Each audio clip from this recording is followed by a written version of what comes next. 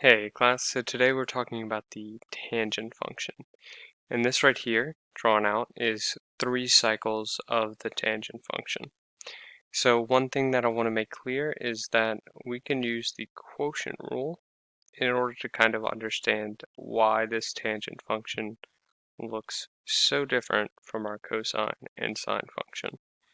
So the tangent function is a quotient of functions, which means you can write it as a function divided by another function. And these two functions both have zeros as well as inputs that make them 1. So what happens is you get these nice things called halfway points where the values are 1 and -1. And for tangent, that's always going to be in the pi/4 family, right? Because these are where, your sine and cosine functions both have the same values. But you also have these weird points right here, where you have just dotted lines. And what happens is this tan function approaches this infinitely close, but never actually crosses it. And this happens because cosine eventually reaches 0, or equals 0. And at every point that cosine reaches 0, tangent is actually undefined, because when cosine equals 0, you get some number. I'll just put some number over 0. And any number divided by 0 is undefined, as we know. So when a function is undefined, you can't graph it. Let's see. The second thing that I want to point out is that when sine equals 0, so at any n pi, which n pi is just all of the zeros for sine, we get 0 over cosine will actually be 1 at all of these points, or -1, plus or minus 1. What was I say? Yeah, and this is just 0. So you'll notice that tangent hits a 0 at every n pi for our x coordinate, or for our input value. So that's quarter points, or halfway points, sorry. Halfway points are the pi/4 family, and they give you an output of 1.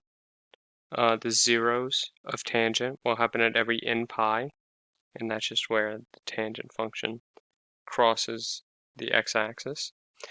And then at every 0 for cosine, which we can write as 2n plus 1 over 2 times pi. At every one of these intervals, we get cosine of 0, and these define the asymptotes. These are those dotted lines that you see right here. So another thing to notice that's different about tangent is that it does have a period of pi. Every pi you repeat. And this is kind of reflected in the zeros of our sine function. But this is also reflected in the asymptotes. Because if you look at cosine and its zeros are separated by a distance of pi. So again, we can always bring this back to the unit circle. And if you looked at the unit circle, cosine reaches 0 on the y-axis. So here and here. The distance between these is half of a rotation around the unit circle. Remember that the unit circle's full rotation was 2 pi. So half of a full rotation just gives us pi. And since tan is undefined at each of these points, right, we can kind of reasonably assume that going from this to this and this to this will be the same function, right? And it is. So that same function repeats every pi. Okay? So that's kind of how tangent is defined, and I have on my notes that you can find on Schoology all of these different characteristics, and these are really the main things that you have to know for the tangent function for your exam is this stuff right here. And a lot of this stuff I kind of explained.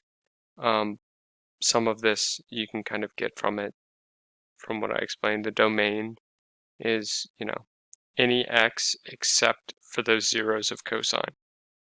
So the zeros of cosine aren't in the range because tangent is undefined on those points. Or I said aren't in the range, but they aren't in the domain because tangent's undefined at those points. The range is negative infinity to infinity. So here, notice how we aren't restricted by our amplitude. The range is always going to be infinite for a tangent function. Excuse me. The period of tangent has changed now. This is something I didn't talk about. The principal cycle of the graph occurs on the interval negative pi over 2 to pi over 2. So this center section right here is what we call the principal cycle of tangent. This is just the main one that we look at. So this has the halfway points at pi over 4 and negative pi over 4. The 0 is on the origin. It crosses the y-axis at 0. And then, yeah, that's just what we call the principal cycle of tangent. So if you ever see that, that is what it's referring to. And the rest is kind of self-explanatory. The function is odd, tangent is odd, and we could have gotten this from either the symmetry about the origin, or again using the quotient rule. Tangent of negative x is equal to sine of negative x over cosine of negative x. And then we can use our odd and even functions, our odd and even properties of sine and cosine to rewrite this as negative sine of x over just simply cosine of x. Because we already know that sine is odd, cosine is even. And notice that this just tells us this is equal to negative tangent of x. And therefore we've just defined tangent as an odd function because tangent of negative x is equal to negative tangent of x, which is the defining property of being an odd function. Yeah, so that's it for tangent. And that should be everything that you need to know for the exam. As always, just shoot me an email if you have any questions, and I'll see you next time.